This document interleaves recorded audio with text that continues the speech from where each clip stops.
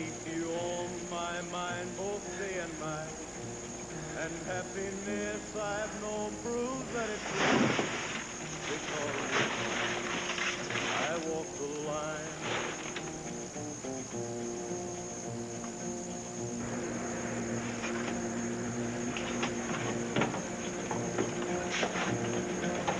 You got a way to keep me on your Mr. McCord. You give me cause for love. Mr. McCord. For you, I know I'd even try to turn the tide. Betso, it's okay. I know this guy. Must have been the kids with the firecrackers, huh? Listen, go ahead back inside. Let me talk to him, okay? Thanks.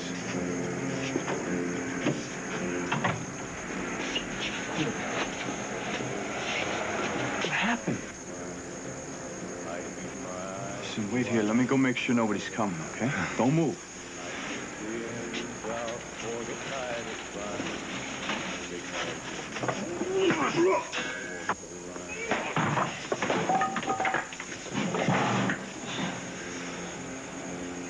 Stay right where you are, Mr. Reardon.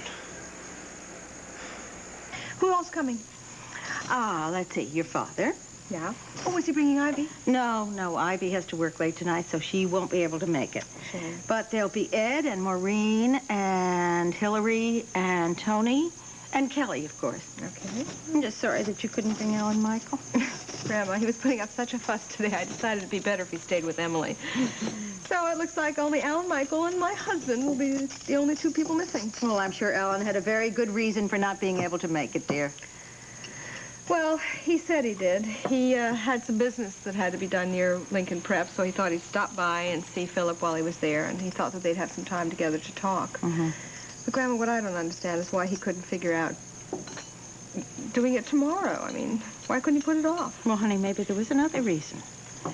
Maybe Philip had a problem and wanted Alan to give him some advice. Well, I think that could have waited until tomorrow, don't you? Oh, honey. To an 18-year-old, a few hours are just so important. I remember when Ed was away at school, and if he had a problem, he'd call his father and expect him to drop everything and rush out to school and help him solve the problem. I guess it's pretty hard for you. What do you know about bringing up a teenage stepson? You're only a baby yourself. But don't forget, honey, Philip is Alan's son. And he wants to do the right thing for him just as he will want to do the right thing for Alan Michael.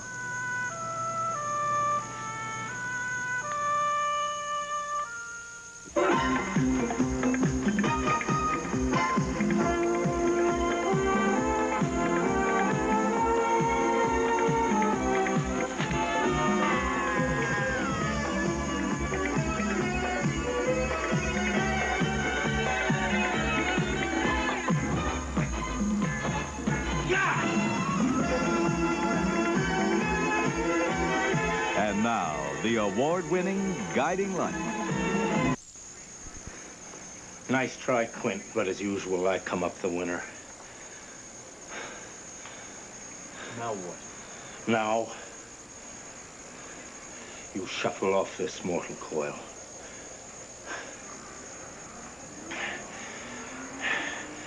Nothing can make up for the terrible wrong that you did to me, Quint. No, not even your death can do that. But perhaps living in fear, not only for yourself, but for those you love, perhaps that'll be justice enough, Quint. So you go on. Relax, get comfortable. Marry Nola Reardon. But you remember, I am coming back, Quentin. And you remember that every day you live on borrowed time. Live in fear, Quentin. Live in fear.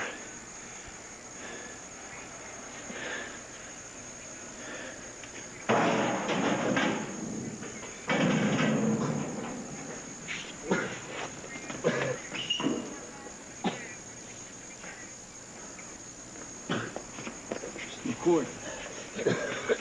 Come on, I gotta get you to the hospital. No, no hospital. Give me a home.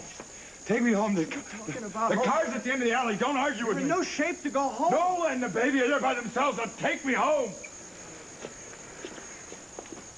Hi, Hi, Mom. How are you? You look nice. Why, thank you very much. Hello, sweetheart. How are you? Oh, good. Good. Grandma told me that Ivy's got to work tonight. I'm sorry she couldn't come. Yeah, well, I should probably be working with her, but she said she'd fill me in on everything. Oh, well, I'm glad you could make it. Yeah, me too. Ed isn't here yet? No, he stopped by to pick up Maureen first. Oh. What? Something wrong? No, quite the opposite. In fact, I have a surprise for him. I think it's going to make his day. Oh, yeah? What is it? I'll say that and let him tell you. Oh, so fun. Where's Alan? Oh, Alan, he had to do some work up near Lincoln Prep, so he thought he'd stop and spend some time with Philip. Oh. Yeah, I remember you said that he was going to be here. Well, that's before this business stuff came up, and he decided he'd see Philip because he was a little concerned about him, that he didn't come home for Thanksgiving and wanted to spend some time with him and talk. Oh, yeah? Is everything all right? Oh, yeah, as far as I can see. I guess it's probably just girl problems. No, are you sure? Dad, of course. Alan would have told me if something was wrong. Yeah, I'm sure he would. Mom, have you heard anything more about Jennifer? Oh, I called Ed earlier, and he said that she's in fairly stable condition. You know, I feel so sorry for Morgan, finding her mother unconscious on the floor of the cottage like that. I just hope that Morgan knows that we're all here to help her if she needs us. Wasn't sure if I should come by. Why not? Well, I wasn't sure whether you really wanted to see me after what happened the other night. It's funny. As soon as my mother was admitted to the hospital, the first person I wanted to call was you. Well, why didn't you? Because there was nothing you could do except worry. I would have been here, though, if I'd known. I know. I also didn't want you to misunderstand.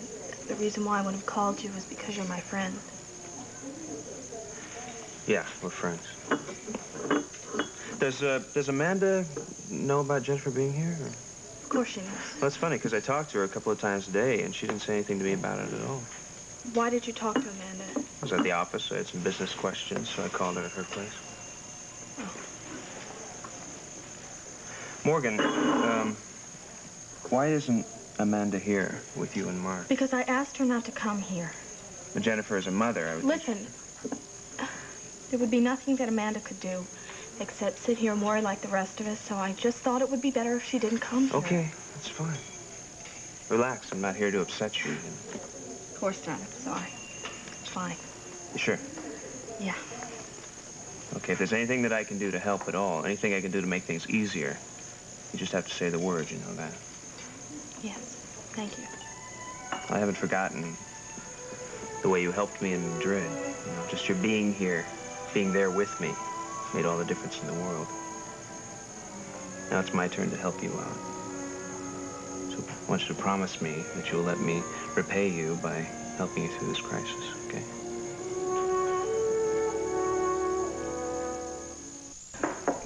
You know, I think it's a stroke of luck that they all left the room at the same time. What? I have something for you.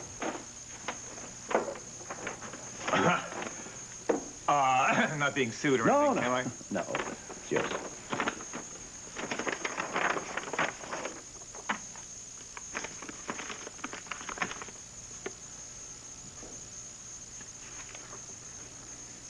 This is really it. It's really over, right? Yeah? Your divorce from Rita's final. You're a free man. Thank you, Mike. And not just for handling the divorce, but for getting me through it and for all the long talks. Thank you. Now, Mrs. Renfield, I want to know why you won't tell me where Mr. McCord is. And listen, don't tell me that he's gone to some meeting, because I know that's where he didn't go to any meeting. Now, Nola, you know that Mr. McCord's schedule can be rather unorthodox. Yes, I know that, but I just thought for once, since nobody's in the house, that we could sit quietly and have a nice dinner alone. Where's Nola? Are Nola and the baby all right? McCord. Nola, you're safe, thank God. What's happened? Look, don't worry about it. I'm fine. Now that I know Look at your face. It's all right. It's all right. I'm fine. Now let's go into the study and I'll explain it to you. Mr. McCord, I'm going to take a spin around the grounds, make sure everything's okay. All right, Anthony, but be very careful. Yeah, I will. I'll get some bandages and an ice pack for your face. Yes, thank you, Mrs. Renfield. But first, tell Helena that I want to see her at once. I don't think that Helena... Yes, of course.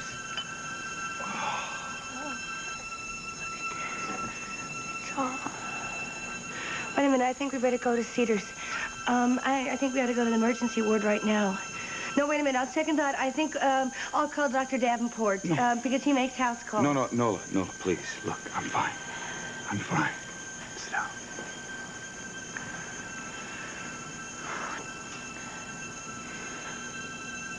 Why did you want to talk to Helena?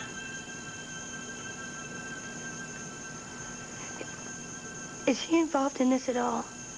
She is, isn't she? That means if she's involved, Silas Crocker is involved, too. You went to meet Silas Crocker tonight, didn't you?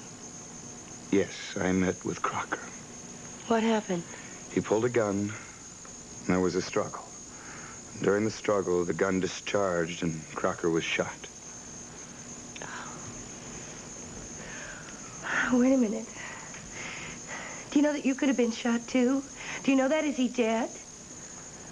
No. Oh, terrific. He's running around Springfield. He's all shot up. Are you crazy? No. Why did you go and meet him like that? Why did you call the police? What has Tony got to do with all this? What's he doing here? Anthony just happened to happen on the scene, that's all. I was going to take Crocker and turn him over to the authorities, but then Anthony appeared from inside Fatso. This isn't making any sense at all. You see, Crocker struck me with a piece of wood. When I collapsed, Crocker ran away. Anthony stayed and helped me. Cook is preparing you an ice pack. Meanwhile, let me tend to that shoulder. It'll be all right. Where is Helena? I'm afraid she's left the house. All her possessions are gone from her room. Do you mean to tell me that Helena Manzini set up this meeting with Silas Crocker? You had to know that she was going to set you up again. Nola, let me explain. No, I don't want any explanations. I don't know. You say, trust me, Nola, I'll explain everything. And you go off and trust Helena Manzini with your life, and you won't even trust me with the truth.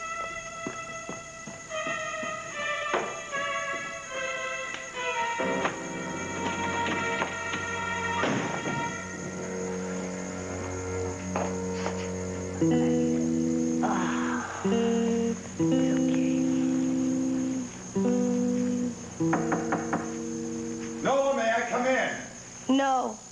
Nola, please.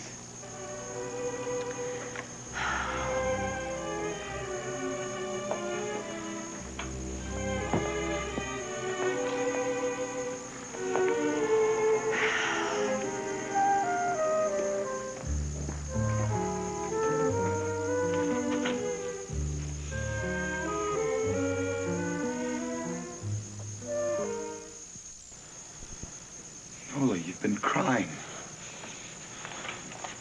Oh, look, I'm sorry. I didn't mean to make you cry. Do you know you could have been killed? Nola, listen to me. If I had come to you and told you what I was going to do, I could never have left you, Nola.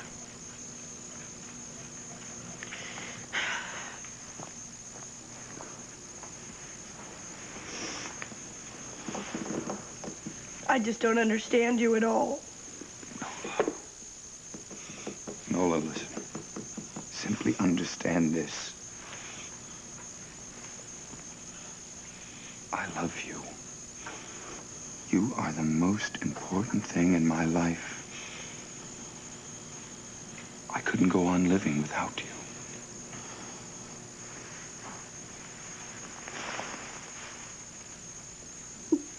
Boy, Mrs. Renfield said you were...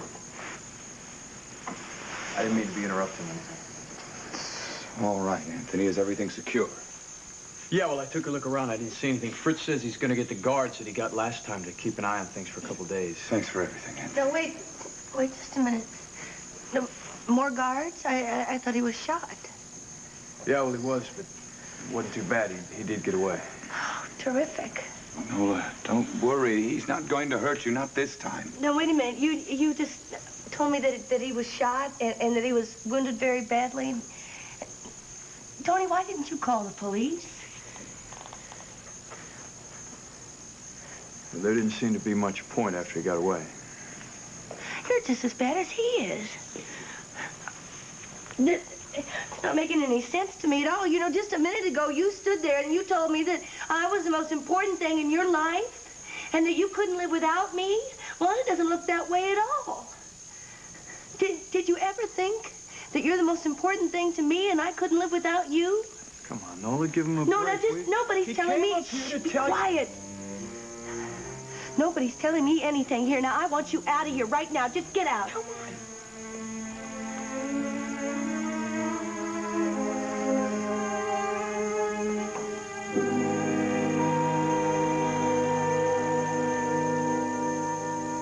Hillary, what do you suppose has happened to Tony? I don't know. He was supposed to meet me here. I called up Dee. She said he was going to go over to Fatso, so I guess he had a beer and lost track of time. Well, you won't hear any complaints from me. It means I got her all to myself. Well, we seem to have run out of white meat. I'm going to go in the kitchen and get some more. Excuse me, dear. Yeah, I know. Yeah, but I never realized that Freddie and Philip were such close friends. I mean, oh, I don't know. It's just such a shame. I'd always planned on meeting Freddie, but whenever Ed and I made plans to go up there, something always came up, so Ed always went up by himself. Oh, well, you're going to love him when you do meet him. Yeah. Last time Alan and I went up to see Philip, we took Freddie with us to dinner, and I could not get over how much they both grown. Yeah, well, they do that when they're teenagers. They grow. I'm sorry, what's wrong, Hope? Oh, nothing. I was just thinking about Alan. I'm a little worried about any personal problems Philip might be having right now. Well, if he is, at least he's got Alan there to turn to. That's true. It's pretty difficult to be the stepmother to a teenager. But I guess that's something you're going to have to find out for yourself pretty soon. So how is your hand? Well, I'll tell you, I'm not really sure. But the more therapy I do, the more it makes me want to get back into operating again. Yeah. Well, you know, you've had, I know, a lot of disappointments in your life, but, you know, things are starting to shape up for you. I mean, yeah, your son's graduated from prep school. You've got a girlfriend that really loves you a lot. And now your divorce is final. Things looking good. So you're saying if my dream of operating again doesn't work out, I'm still better than okay, huh? Well, 3 out of 4 is not that bad. And I got a feeling the 4th one's going to work out. What, do you got, a crystal ball or something? No, but I got a good feeling about it. Well, I'll tell you, before I met Maureen, I was pretty resigned to just accept what life gave me. But now I want everything. I want every part of my life to be perfect. So why not? You deserve it. So what are you waiting for? What? I mean, when are you going to tell her about the divorce? Well, Mike, I'm waiting for the right moment. Well, Larry, it looks to me like these personal letters of Henry's from Brandon Spaulding are our major key in maybe solving this whole case. Yeah, but how? Well, according to these letters, there was a partnership between Brandon Spaulding and Maurice Townsend. But somehow, Spaulding was able to get control of the firm that eventually became Spaulding Enterprises. So Maurice Townsend claimed that Brandon Spaulding cheated him out of his fair share of the firm. And he went to his death claiming that he was cheated out of a fortune by Brandon Spaulding. Yeah, but Maurice Townsend's dead, huh? So he can't be a threat today. Well, true, but his best friend and his lawyer happened to be a man by the name of Brian Lister. And that's the coincidence of the year right there. Exactly. Also, Maurice Townsend claimed that there were papers to back up his fair share of the firm, but he could never get his hands on them. Well, can we assume that that's the case because those papers were being held by Brandon Spaulding? Yes, I think we can assume that. Okay, then. We know that Maurice Townsend had a wife, Marie, and we know that he had a good friend and lawyer, Brian Lister. That connects Brian Lister with Brandon Spaulding. But now we're to the problem of Mark Evans and how he fits into all this. Yeah, well, we can't be sure about that. But what about Marie, the wife, huh? Now, did she just fall off the face of the earth? Whatever happened to her? And we still have the question of those papers, too. If they weren't destroyed, who could have them now? I know how difficult this evening has been for you. Yes, and on top of everything else, I feel that once again I've disappointed Nola. Perhaps you've misunderstood her reaction. If she seems angry and distressed, it's only because she cares for you. And I care for her, Mrs. Renfield, more than my feeble words can express. Nola has a good heart. Oh, I know that she can be impetuous at times, but I do believe she loves you. And I will always be grateful to her for bringing you back to life again. Yes. Yes, she taught me how to love again. And that's why I met Silas Crocker. For her, for both of us. Last thing I wanted to do was to frighten her or make her think that I mistrusted her. I know that. She feels that I've kept another important thing from her, you see. The only reason I faced Crocker was I knew that we could never have a life together as long as we lived under his threats. Then go to her. Tell her how you feel. I've tried, Mrs. Renfield. But she's not ready to listen. If she were, she'd listen with her heart. Then she'd realize how much I truly love her. Come on over to Mom's. Everybody's still here. Oh, that'd be nice, but it's kind of late, Mike. No, it's not that late. Come on. Well, okay, I'll be leaving in a few minutes. All right, good. I'll see you then. Great. You know, Ed, I had the strangest letter from Freddie the other day. Strange how? Well, actually, the letter wasn't strange. I mean, he told me all about his schoolwork and activities, but then he signed it Rick. Rick? I'm afraid that's my fault. How could it be your fault? See, the last time I spoke to him at school, he considers himself an adult at this point. He started in on me about his name. What's wrong with his name? What's wrong with Freddie? Nothing, really, but he seems to have developed a preference for Rick. Well, that makes sense. Freddie, Frederick, Rick. I kind of like the name Rick. But that's not his name. Well, Well, I don't know why I should be surprised, because it's really just history repeating itself. Oh, Mom, please, don't. oh, no, do. Don't. Please, do. What is it? Don't do this. Is this some dark skeleton in the Bower closet, huh? No, it's nothing. It's silly. It's silly. It's no sillier than Freddie's story. Well, what is it? Well, years ago, my younger son, who happens to be sitting next to you, was named Billy after his father.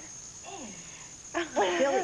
Please. Well, William came home from prep school one day and announced to the entire family that he was no longer going to be Billy because it wasn't adult enough, that he was going to use his middle name, which is Edward. That we were just all supposed to forget about Billy and call him Ed. Not Eddie, mind you, but Ed. So I suppose if I could go through that for his father, I can do it for Freddie, but it won't be easy. I'm sure that he'll be very happy if we all just give it a try. When is he coming home for Christmas? Isn't it a little early to worry about that? Honey, it's going to be here in just a few weeks. Well, should be maybe a couple of days before. It depends on his exam schedule. Well, I can't wait to see him again. And listen, since we're all sitting here together, I mean, it might be a good time to start planning the Christmas Eve dinner. Well, we just finished Thanksgiving. Yeah, I know that, but there might be ways to discuss about making it an even bigger celebration.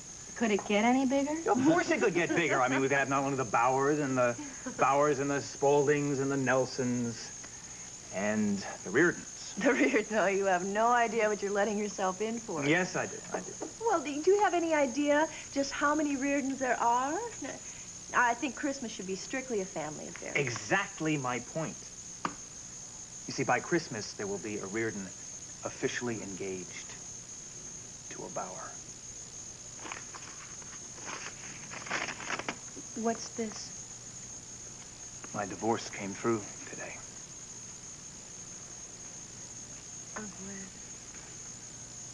I'm glad it's over. Thank you. You certainly have waited a long time for this, dear. Thank you. Oh, I guess it's going to be good to look to the future. Yes, it will be. All the best, Ed. Aren't you going to say anything? You know how happy I am for you.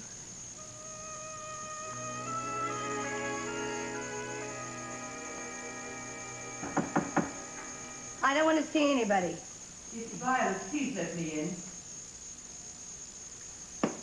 I'll come in. I thought you might like a cup of tea about now. You know, I've always found that a good cup of tea is very soothing to the nerves. Thank you. Is Tony still here? No, he just left. What's going on in the house? The house is very quiet tonight. Rebecca is asleep in her room. And I believe Mr. McCord is still down in his study. Oh. Boy, he's sure in bad shape with his face, and his shoulder wasn't much better. I know, but I dressed the shoulder wound. I think it will heal nicely.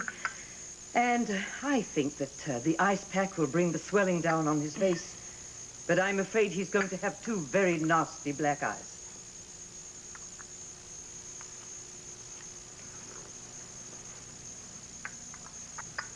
Nola, you know that I always try not to interfere. But there are some times when I feel that I must speak out. It is no secret that I care for Mr. McCord very deeply, that I am devoted to his welfare.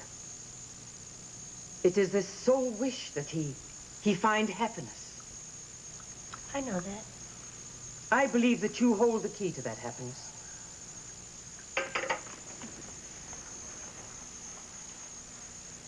Nola,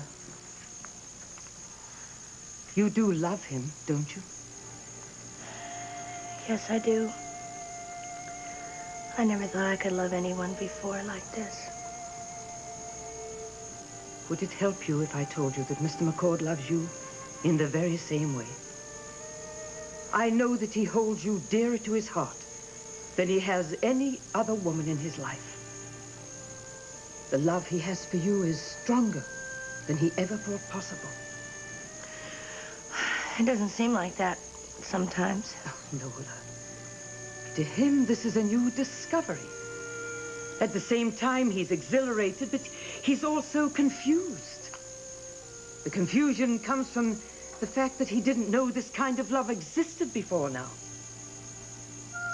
And in this confusion, well, he doesn't always respond to you the way that you would like him to. Mrs. Renfield, the point is, confused or not, that he doesn't trust me. I mean, he'll trust someone like Helena with his life, like tonight, but he will not trust someone who loves and cares about him.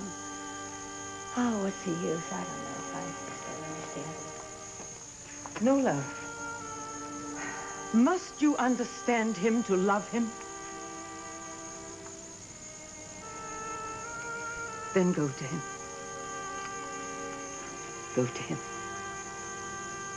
Give him your unconditional love. He needs your support now. He must know that you love him for no other reason than that he is the man that he is. Go to him, my dear, because he needs you very, very much.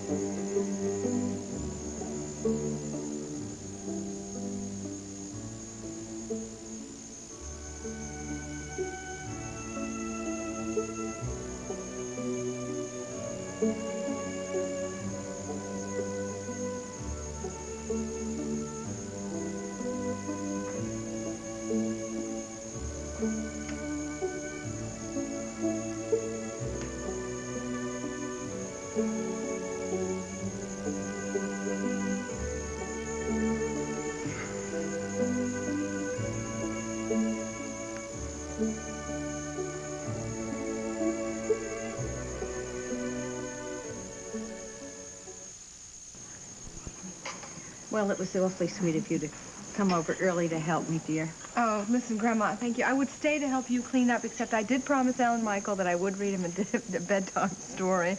Sounds like a promise you gotta keep. Yes, it is. And listen, Uncle Ed, I know I said it before, but, oh, I'm so happy for you, and I know you're going to have a wonderful future. Thank you. Well, anyway, it looks like our Christmas Eve party may turn into an engagement party. That's right. That's right. Good night. Good night, everybody. Good night, dear. Kiss the baby for Thank me. you. Bye-bye. Ed, could I have just a word with you for a minute? Yeah, sure. What? Honey, did you get a chance to talk to Maureen before you made your announcement earlier? Mom, I really didn't have a chance. I mean, Mike came in and gave me the papers. There wasn't an opportunity to talk to her alone. No, I didn't think so. So why don't you have a little talk with her right now? Okay. All right. We're going to leave, too. Ed, Maureen, Well, good night. I'm so glad, Ivy, that you could come over after your meeting. Oh, thanks, Burton. The dessert was delicious. The coffee, great. Thank you. Yeah, but I'm sorry you had to miss dinner. Yeah, I'm sorry, too, but unfortunately the meeting was unavoidable. Right. But at any rate, we made some progress, I think. Oh, that's good. We at least know now where to begin again. Mom, it was great. Oh, I'm glad Thanks. you enjoyed it, sweetheart. Nighty-night.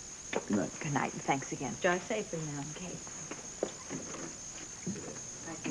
So what do you say? You think we could have a little talk?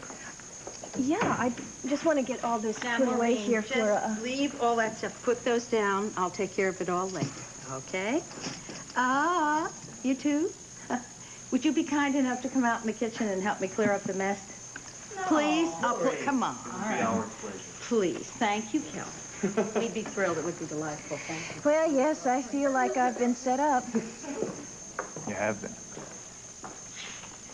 My mother gave me one of her subtle reprimands about not talking to you beforehand, before my big announcement. You know, I wish you had said something to me. Ed, I understand how excited you were about getting your divorce papers. Are you happy? Of course I'm happy for you. Oh, are you happy for us? Don't you think it's time that you took this ring off the chain and wore it around your finger where it belongs? You know, I just don't understand what all the rush is about. What? If we're going to have this big Spalding and Reardon Christmas Eve dinner, then that would be a perfect time for me to wear the ring on my finger, and then it would be sort of symbolic. All right, but you know what I think? You're just finding another reason to postpone wearing the ring. I better get that.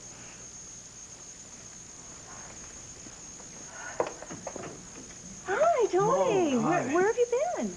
Oh, I guess I'm pretty late, huh? Oh, well. I got tied up or something. I couldn't get away. Why? What was it?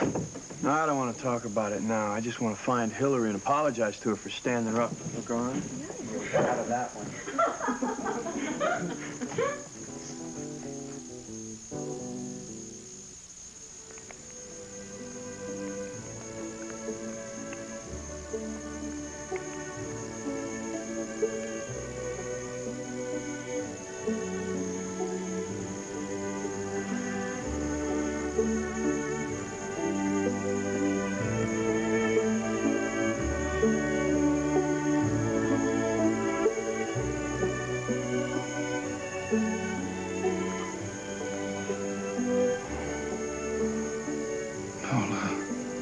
Lola, promise me that you'll never leave me. I don't think I could bear losing you. I need you so much. I won't leave. But you have to promise me something. What's that?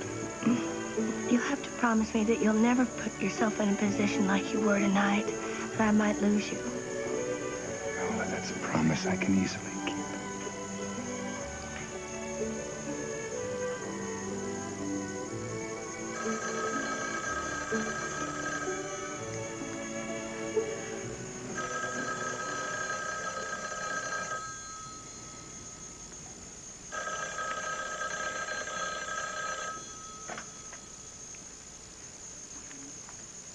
Hello? Quentin, how nice of you to answer your own phone. I'm gonna make this little talk short and to the point. You owe me, Quentin. And one of these days you're gonna pay dearly you say a word, Quentin. One day soon, everyone's gonna leave you, as they always do. And you're gonna be alone with the destruction that you've caused, and by then you're gonna beg me to kill you. Because I'm coming back, Quentin. You make no mistake. You won't know when, but I am coming back. So you enjoy these few days, weeks, or even months that you have left with Nola. But you remember this, Quentin. You marry her, and you make her a young widow. Can you do that, Quentin? It seems pity. She's so young.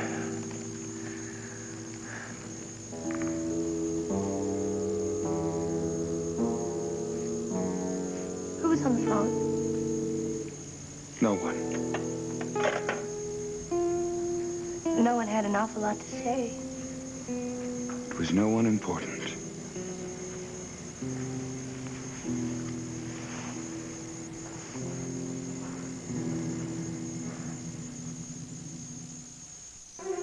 This has been the award-winning Guiding Light.